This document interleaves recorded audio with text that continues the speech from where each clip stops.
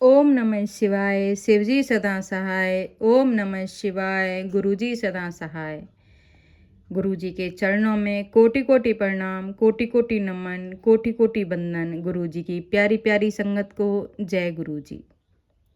संगत जी, आज हम शिव महापुराण की कथा शुरू करने जा रहे हैं। गुरुजी कहते हैं कि महापुरुषों के पद होते हैं और उनमें सबसे ऊपर सतगुरु होते हैं। वह मैं हूँ। मात्र एक सतगुरु ही सबके रोग अपने ऊपर ले सकते हैं और दुखों से मुक्त कर सकते हैं। हर कोई लोगों के मर्ज अपने ऊपर नहीं ले सकता, उन्हें आज्ञा नहीं है। वह सिर्फ लोगों का मार्गदर्शन कर सकते हैं। ऐसा मनुष्य किस काम का अगर वह रब का शुक्राना ना कर सके। गुरुजी कहते हैं कि आप हर हालत में अपने रब का, अपने गुरु का शुक्राना करते रहना चाहिए। तो संगत जी, हम सब भी मिलकर गुरु जी का शुक्राना करते हैं। शुक्राना करते हैं उनकी दी हुई हर दात का, उनके दिए हुए हर आशीर्वाद का, उनके दिए हुए सही मार्गदर्शन का, उनकी दी हुई हर ब्लेसिंग का शुक्राना शुक्राना शुक्राना मेरे मालिक। अनंतम अनंतम शुक्राना मेरे गुरुजी महाराज, मेरे गुरुजी पिताजी। पल पल शुक्राना, हर पल शुक्राना, हर श्वास श्वास शुक्राना मेरे प्रभु। हम अज्ञानी हैं, आपके ज्ञान की विधि नहीं जानते।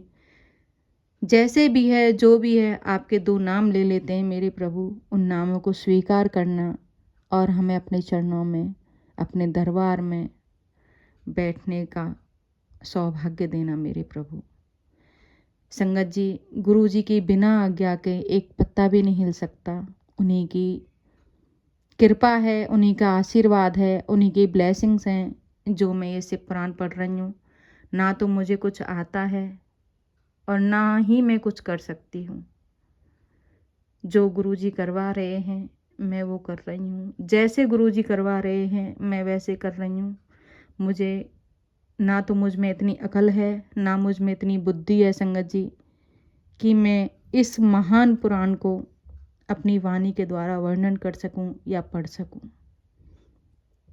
ये उन्हीं की ऐसी कृपा हुई है, उन्हीं का आशीर्वाद है और उन्हीं का आदेश है कि ये शिव पुराण आप सभी संगत तक पहुंच रही है और आप सभी संगत इसे बहुत प्यार से, बहुत भाव से सुन रहे हैं।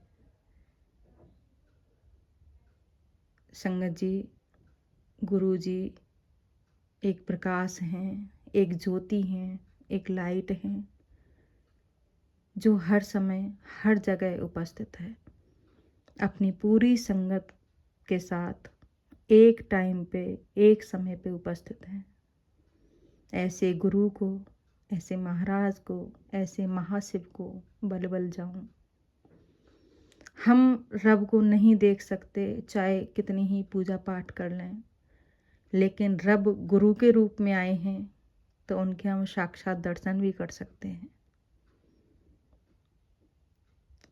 गुरु जी कहते हैं मेरे लिए कोई नियम नहीं है, कोई समय नहीं है। तुम्हें जब समय हो, जब तुम्हारा मन करे तब मंत्र जाप करो, शुक्राना करो, सिमरन करो, मुझे पूर्ण समर्पण कर दो। मेरा भाव से सिमरन कर लो, मुझे तुमसे और कुछ नहीं चाहिए। बस अगर मुझे मान रहे हो, मेरे पास हो, मेरे दरबार में हो, मेरी शरण में हो, तो सब कुछ मुझ पर छोड़ दो। तुम्हारे रास्ते मैं अपने आप देख लूँगा, अपने आप सही कर दूँगा। तुम्हें कुछ भी सोचने समझने की ज़रूरत नहीं है। मेरे गुरुजी महाराज, आपका अनंतम अनंतम शुक्राना मेरे प्रभु, जो आज आप यहाँ विराजमान हो और अपने शब्द मेरी वाणी द्वारा आप अपनी संगत तक पहुँचा रहे हो मेरे प्रभु। संगत जी, ये गुरु जी का ही आदेश है, नहीं तो मुझे तो शिव पुराण पढ़नी भी नहीं आती। अगर इस शिव पुराण में कोई गलती हो जाए संगत जी, तो मैं हाथ जोड़कर आप सबसे माफ़ी मांगती हूँ। लेकिन गुरुजी का, मेरे गुरु का आदेश है, तो मैं जैसी भी आती है आपके सामने पढ़ के सुना रही हूँ मेरे प्रभु, मेरी संगत। जय गुरु जी, जय गुरु जी, जय गुरु जी। तो कल की कथा हमने छोड़ी थी 5 कृत्यों का प्रतिपादन यहाँ इस विषय पे, तो आज से हम वहीं से शुरू करेंगे। तो संगत जी थोड़ी भावुक हो गई थी, थोड़ा सा मंत्र जाप करेंगे, मन को सुकून आ जाएगा, शांति आ जाएगी और हर काम अच्छे से हो जाएगा। ओम नमः शिवाय, शिवजी सदा सहाय। ओम नमः शिवाय, गुरुजी सदा सहाय। ओम नमः शिवाय, शिवजी सदा सहाय। ओम नमः शिवाय, गुरुजी सदा सहाय। जय गुरु जी। 5 कृत्यों का प्रतिपादन, प्रणव एवं पंचाक्षर मंत्र की महत्ता, ब्रह्मा विष्णु द्वारा भगवान शिव की स्तुति तथा उनका अंतर ध्यान।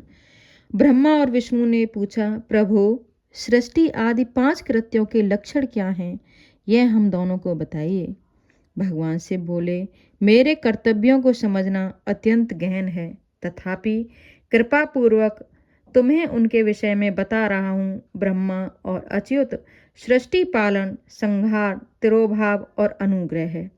ये 5 ही मेरे जगत संबंधी कार्य हैं जो नित्य सिद्धि हैं। संसार की रचना आरंभ है, उसी को सर्ग या सृष्टि कहते हैं। मुझसे पालित होकर सृष्टि का सुस्थिर रूप से रहना ही उसकी स्थिति है। गुरुजी कहते हैं कि मेरी भोली संगत, मेरी प्यारी संगत, अगर आपको कुछ मांगना नहीं आता, अरदास करनी नहीं आती, तो मेरे स्वरूप के सामने बैठकर मंत्र जाप कर लो। तुम्हारे मन की बात मैं खुद ही समझ जाऊंगा, खुद ही पढ़ लूँगा। तुम्हें कुछ भी कहने की या कुछ भी सुनने की ज़रूरत नहीं है। तुम सिर्फ मेरे सामने, मेरे स्वरूप के सामने बैठकर मुझसे बातें कर लो, मेरा मंत्र जाप कर लो, पूरे भाव से, पूरे समर्पण के साथ। जय गुरु जी। उसका विनाश ही संहार है, प्राणों के उत्क्रमण को तिरोभाव कहते हैं। इन सब से छुटकारा मिल जाना ही मेरा अनुग्रह है। इस प्रकार मेरे 5 कृत्य हैं। सृष्टि आदि जो 4 कृत्य हैं वे संसार का विस्तार करने वाले हैं। 5वां कृत्य अनुग्रह मोक्ष का हेतु है, वह सदा मुझ में ही अचल भाव से स्थिर रहता है। मेरे भक्तजन इन 5 कृत्यों को 5 भूतों में देखते हैं। सृष्टि भूतल में, स्थिति जल में, संहार अग्नि में, तिरोभाव वायु में और अनुग्रह आकाश में स्थित है। पृथ्वी से सबकी सृष्टि होती है, जल से सबकी वृद्धि एवं जीवन की रक्षा होती है, आग सबको जला देती है, वायु सबको एक स्थान से दूसरे स्थान को ले जाती है और आकाश सबको अनुग्रहित करता है। विद्वान पुरुष को यह विषय इसी रूप में जानना चाहिए। इन 5 कृत्यों का भार वहन करने के लिए ही मेरे 5 मुख हैं। 4 दिशाओं में 4 मुख हैं और इनके बीच में 5वां मुख है। पुत्रों, तुम दोनों ने तपस्या करके प्रसन्न हुए मुझ परमेश्वर से सृष्टि और स्थिति नामक 2 कृत्य प्राप्त किए हैं। ये दोनों तुम्हें बहुत प्रिय हैं। इसी प्रकार मेरी विभूति स्वरूप रुद्र और महेश्वर में 2 अन्य उत्तम कृत्य संहार और तिरोभाव मुझसे प्राप्त किए हैं, परंतु अनुग्रह नामक कृत्य दूसरा कोई नहीं पा सकता। रुद्र और महेश्वर अपने कर्म को भूले नहीं हैं, इसीलिए मैंने उनके लिए अपनी समानता प्रदान की है। वे रूप, वेश, कृत्य, वाहन, आसन और आयुध में आदि में मेरे समान ही हैं। मैंने पूर्व काल में अपने स्वरूप भूत मंत्र का उपदेश किया है, जो ओंकार के रूप में प्रसिद्ध है। वह महामंगलकारी मंत्र है। वह सबसे पहले मेरे मुख से ओंकार ओम प्रकट हुआ, जो मेरे स्वरूप का बोध कराने वाला है। ओंकार वाचक है और मैं वाच्य हूँ। यह मंत्र मेरा स्वरूप ही है। प्रतिदिन ओंकार का निरंतर स्मरण करने से मेरा ही सदा स्मरण होता है। मेरे उत्तरवर्ती मुख से अकार का, पश्चिम मुख से उकार का, दक्षिण मुख से मकार का, पूर्ववर्ती मुख से बिंदु का तथा मध्यवर्ती मुख से नाद का प्राकटय हुआ। इस प्रकार 5 अवयवों से युक्त ओंकार का विस्तार हुआ। इन सभी अवयवों से एकीभूत होकर यह प्रणव ओम नामक एक अक्षर हो गया। यह नाम रूपात्मक सारा जगत तथा वेद उत्पन्न स्त्री पुरुष वर्ग रूप दोनों कुल इसी प्रणव मंत्र से व्याप्त हैं। यह मंत्र शिव और शक्ति दोनों का बोधक है। इसी से पंचाक्षर मंत्र की उत्पत्ति हुई है, जो मेरे सकल रूप का बोधक है। वह अकारादि क्रम से और मकारादि क्रम से क्रमशः प्रकाश में आया है। ओम नमः शिवाय यह पंचाक्षर मंत्र है।